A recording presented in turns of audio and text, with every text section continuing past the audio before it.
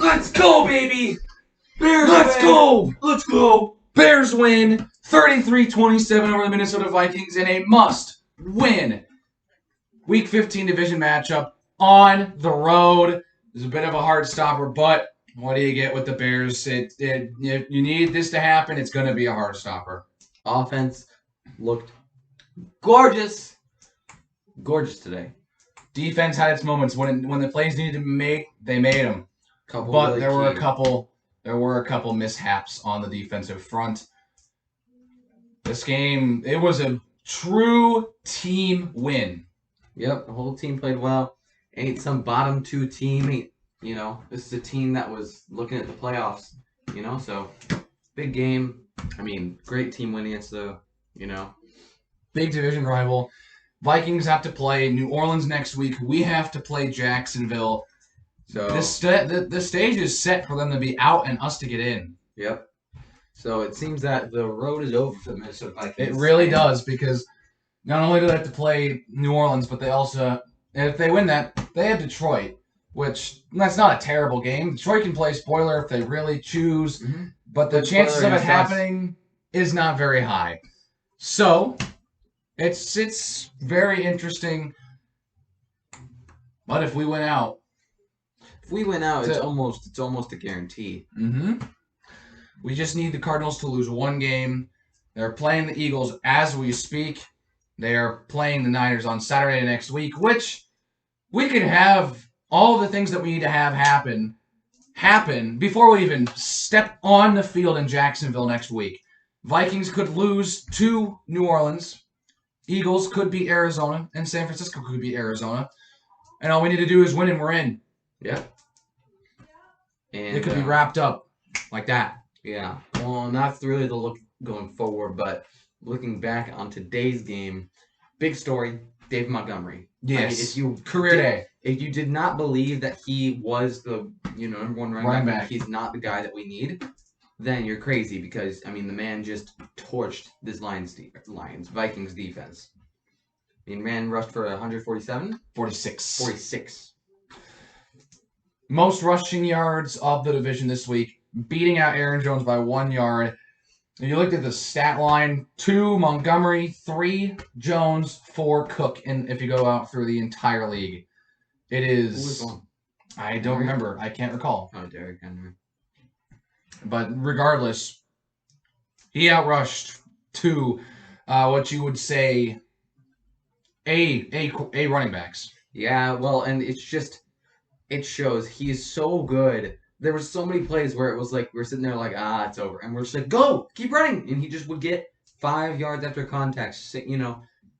He just never gives up, and he never lets the first contact dictate how the play is going to end. And I think he really is just a fantastic, really talented back, and he's exactly what we need in Chicago, because Chicago historically, as much as I love Mitch Trubisky, is historically a running team. And we need to be able to ground and pound so that Mitch, can make the throws, but it's not, And he did force 1 interception, which was not good, but he had a couple dime of throws. One that sticks out to me is that early one to Allen Robinson. Very close catch, but incredible Fantastic play. catch, regardless. Yeah. Now, when you look at it, I like this game because the offense was balanced. We had been looking for a balanced offense all season. We finally got a game where we rushed the ball for more than 20 attempts. And in terms of total yards to gain, running and passing, pretty much even. Yeah, we balanced offense is exactly what we needed today, and it's how we got the win. Yeah. And, Cairo Santos, savior. Man kicked 4 today. 4 field goals. Just an absolute beast, an absolute unit. He's just so good. And it's so great to have a kicker that you can count on again. Ever since we let go of Robbie, it's just been hard to have that again, but he's been doing us well. Over 20 field goals straight now. He's 21. 22 with that last one. That actually, I think that gets him the best in franchise history. Which is insane. It's great to know that Eddie Piñeiro's pretty much lost his job at this point, if you really think about it in the grand scheme of things. Yeah. Well, Santos has been automatic all year long. The problem that I still would not leave Eddie Piñeiro as, I would not leave him out of the picture. Cairo Santos, and as great as he is this season, I mean, he is not a historically accurate kicker. So who knows? Maybe next season rolls around and he's thinking up again. But for one season, the Bears have an automatic kicker, and it feels good. We pretty much put points up at every single drive. chance we had the ball, we put up points. And that's a pretty easy recipe for victory. If you can score on almost every possession, You're gonna win a lot of games. You're gonna win a lot of games. I mean, that's just a recipe for success. And if the defense can hold more, then it would be even better. I mean, the fact the offense played so well is what kept us in this game, and it was really interesting to see the way that Trubisky handled harder situations. I wish he would have stretched the field a little bit more. We didn't see as many deep throws as I would have liked, but it was really Montgomery's game today. And more than that, it was interesting to see because so many of our plays last week, big yards, were just a little someone running a slant, just a little check down. And the Vikings actually covered it up pretty quickly. Eventually, they picked up on it and they really covered it because they realized how effective it was. And Adapted. But Trubisky made some good plays out of the pocket when that check down wasn't there. So I mean, statistically, definitely not as great as last week. But he threw an interception, but it was. It's hard because it wasn't a good throw. He forced the throw that shouldn't have been there, but he was trying to get that game-sealing touchdown, and it was one interception, and but regardless of it, I mean, leagues better than even before he was benched. He has just come out. He's even surprised me at how well he's been playing, and he's getting some respect, and I appreciate it. Great play calling for once, and I just don't think Mr. Trubisky should throw more than 30 times a game. Like I said, I love the guy to death, and I don't not trust him with the ball. I just think the offense is best suited if we, don't throw the ball more than 30 times a game. I think we need to run it to Montgomery at least 20 times a game, just because of how much of a playmaker he is. I mean, look at it, career day, career high in rushing yards. And I think it was such an important showcase of the fact that the way this team works and the way this team gets effective is if we put the ball in the hands of our playmakers. It seems simple, but sometimes you're like, all right, my quarterback's got to step back, make that big throw. But there was a play early on that really took me by surprise. It was this screen pass right to Darnell Mooney, who was one-on-one. I went, that was a pretty bad throw. Darnell Mooney shook the guy off and ran for 11 yards and got a first down. And it just our players are so explosive, and you just got to give them the ball and they'll make plays. You look at Allen Robinson last week against Houston, that slant route where he did that little, move on him, ran for it. Yeah, and Allen Robinson had a great yak play today as well. Kept himself in bounds and got another 7 That was fantastic, the way he was forced out but had the control to stop right before the sideline, turn it upfield for another 5-6 yards. Yeah, so I really think that we need to keep Allen Robinson. Mooney's been incredible as a rookie. It was a great. He's been a steal. Well, yeah, and especially since we were looking for that speedster that we lost with Taylor Gabriel without taking the cap hit, and everyone has a lot of criticism for Pace right now, but he is so good at drafting late. And I mean, all of our besides Roquan Smith, and Kyle Fuller, or I don't even know if that was a pick from Pace, but all of our recent picks, recent stars, minus Roquan Smith and Mitch Trubisky from Ryan Pace. All late round. I mean, Eddie Jackson was a fifth, I believe, fourth or fifth. Mooney was a fifth. Yep. Montgomery was a third. Yep. Cole Kmet was a second.